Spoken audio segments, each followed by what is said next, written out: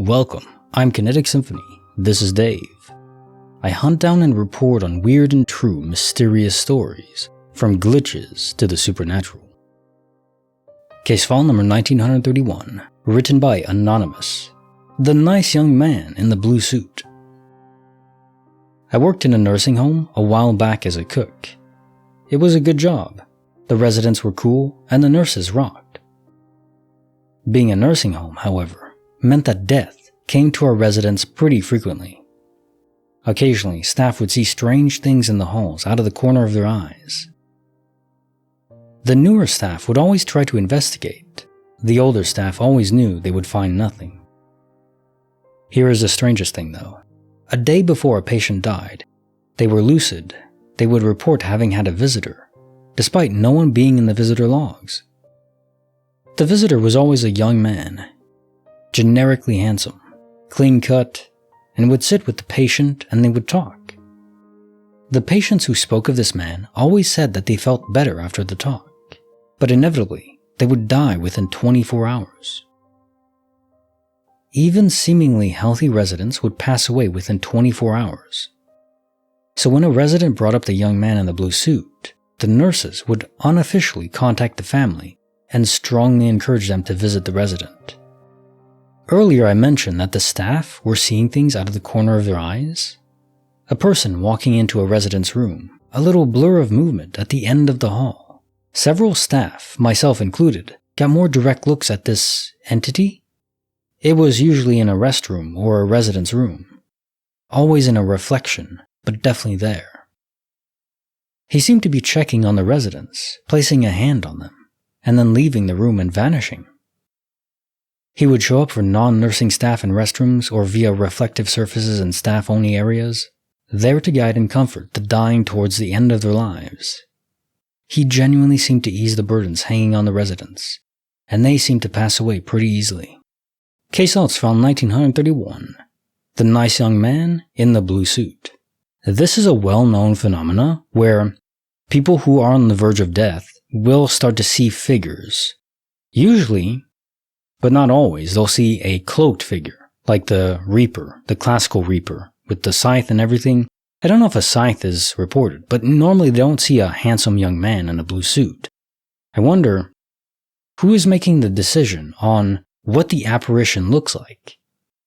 Is it a sentient being of some sort that has to go to these places and really be there? It's not just some program of the simulation that's running. This would seem to indicate that it is indeed a physical person going there, or a being, a sentient force, and they can choose what they appear as. So, in this case, this one wanted to offer more mercy and not appear as something threatening or terrifying. I'm recalling a prank video where it's just a store, and the store is set up where you go up to the front of the counter to pay like any normal store. But there's a camera recording them, and there's a TV showing the camera angle, so you see yourself being recorded, right behind the counter.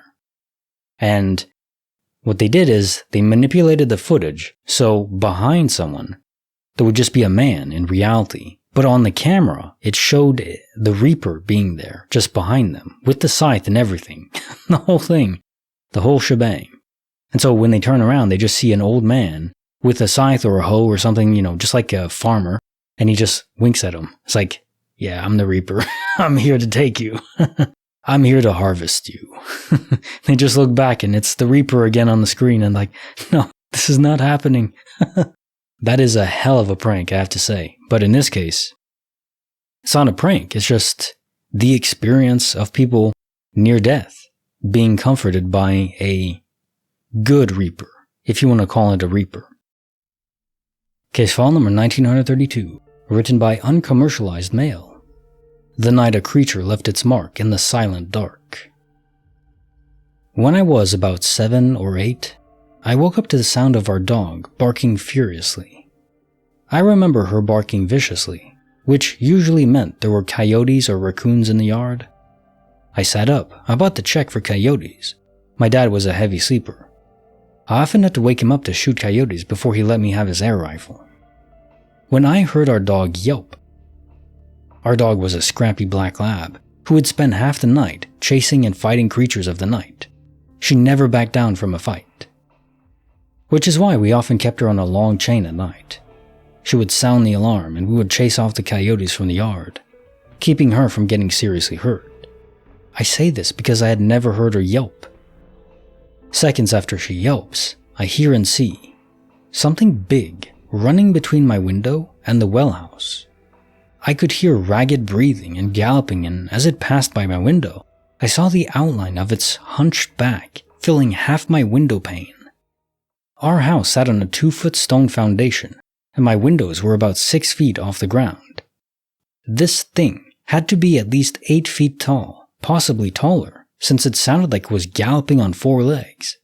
I heard it pause for just a second to jump the fence about 20 feet from my room, before it continued on, and it faded into the night. I'll never forget sitting frozen in bed, listening to its ragged breathing and footfalls rapidly fading away. Dog didn't bark the rest of the night. She was probably hiding in her doghouse, and it took me a while before I could lay down and fall back asleep.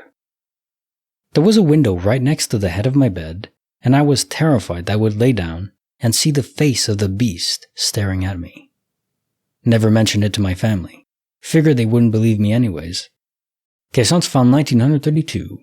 The night a creature left its mark in the silent dark. Yeah, if you have pets, especially dogs, you know that usually they're the ones that are menacing. They're the alphas in the local area. But if you hear them yelping, you know something bad's going on. Now, whatever this creature was, I don't know. I do think it was real. I do think it's probably some creature we haven't documented, and the world is so big, it's not that unusual to think about.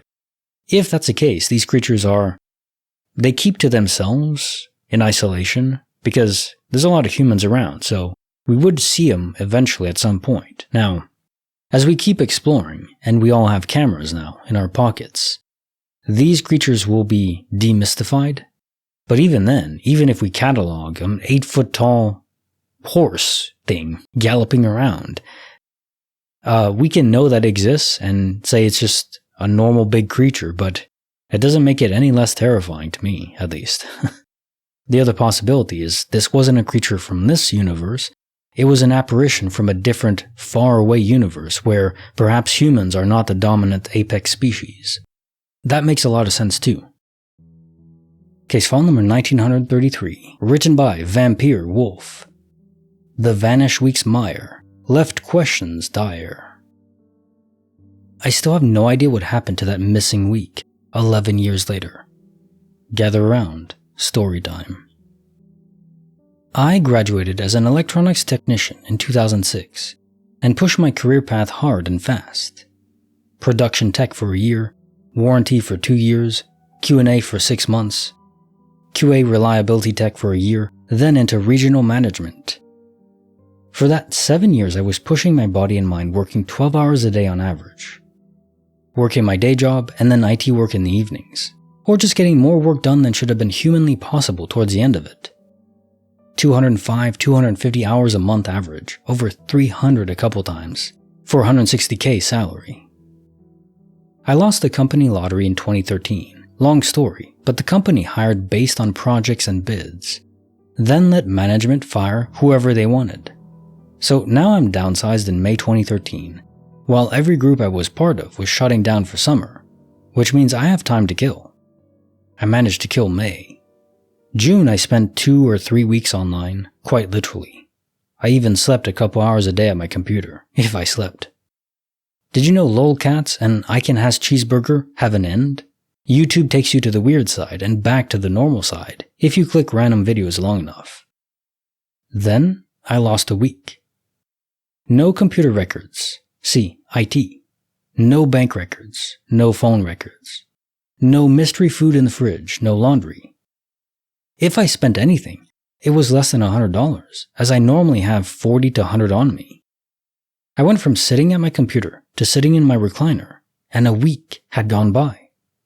I still have no clue what happened, just a momentary hiccup and missing time. But it's an entire week. Caissons found 1933. The vanished week's Mire left questions dire. And another time episode, but this one even crazier. We have 1 week vanishing, a day, and an hour. That's amazing. I didn't really try to organize these stories in some sort of time-focused theme, but it just happened that way, and very curious, let's just say that. Losing an entire week, similar to the story of losing a day, where it seems like you didn't vanish from the surface of the planet or phase out. You just went on autopilot, and simply either were you, but don't remember, the memory of the week is suppressed for some reason, or you weren't you. You were possessed by a guardian angel, a demon, whatever it might be. Personally, I hope it's not some sort of possession, but it kind of seems to be implying that in many ways, because no one's missing you. So they must have interacted with you. You probably still did your job. Whatever exactly happened. This kind of stuff terrifies me. Now time for the joke of the day. 2 hats are on a hat rack. One hat says to the other, "You stay here. I'm gonna go on ahead." Yes, you are. And you're gonna style it up. Like the video, subscribe, hit the bell. Kinetic Symphony, signing off.